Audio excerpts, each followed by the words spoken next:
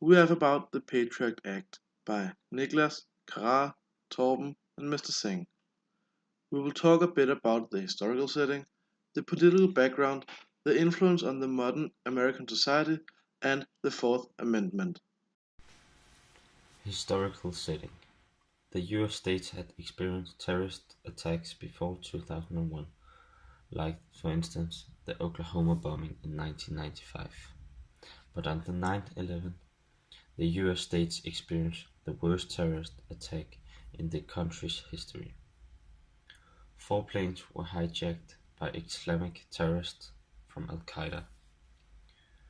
2 of the planes were crashed into the World Trade Center, one in the Pentagon, while the last plane didn't reach the terrorist goal in Washington, but crashed in a field in Pennsylvania. Almost 3,000 people were killed in the attacks. It was shocking to most of Americans that a terrorist could target the heart of a nation, and that the attacks were carried out by only 19 men who had been able to plan such an attack without being noticed or caught. Several of these had obtained their pilot's certificate in the US. President George W. Bush immediately initiated the War on Terror to neutralize certain international groups characterized as terrorist groups. The War on Terror was soon followed by the Patriot Act to prevent terror attacks in the future. The law was signed 45 days after the attack on the World Trade Center in 2001, and was signed as an effort to protect the US state and the population from further attacks. When Bill Clinton was the President of the United States of America, he chose to focus on the foreign policy instead of the domestic policy. He focused a lot on helping other countries, like Palestine and Israel, in their conflict. When Bush became the President of the United States of America, he decided to focus on the military policy and protect the country, especially after the 9/11 attack. Bush showed, Bush showed a lot more attention to the military policy than Bill. Bush focused so much on the military policy that they didn't only fight them in USA, but in the whole world. That can be seen they can see by the Iraq and Afghanistan war, where their USA decided to fight terror. The relationship between USA and Middle East was very different with Bill than with Bush. Bill tried to create a relationship with them when he tried to create a peace in Palestine. He did that because he forgot that it would be the best way to build peace. But Bush's relationship was different. He chose combat terror, like what he did when he sent combat troops to Iraq and Afghanistan. So I'm going to talk about what influence the Patriot Act has on the modern American society.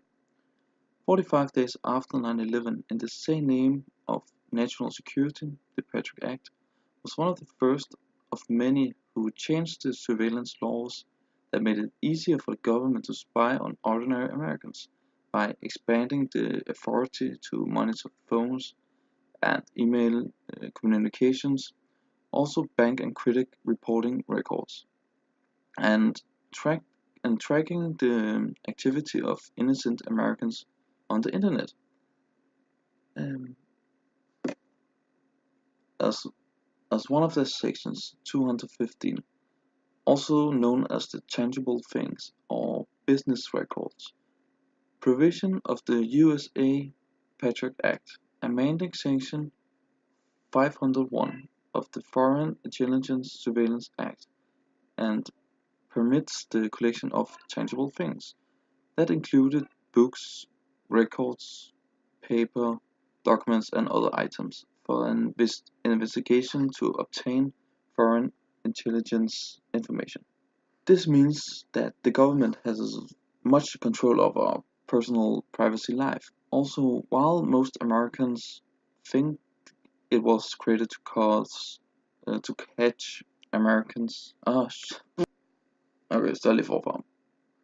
Also, while most Americans think it was created to catch terrorists, the Patriot Act actually turns regular civilians into. So, why did it happen? That practice began secretly in 2001 after Bush uses his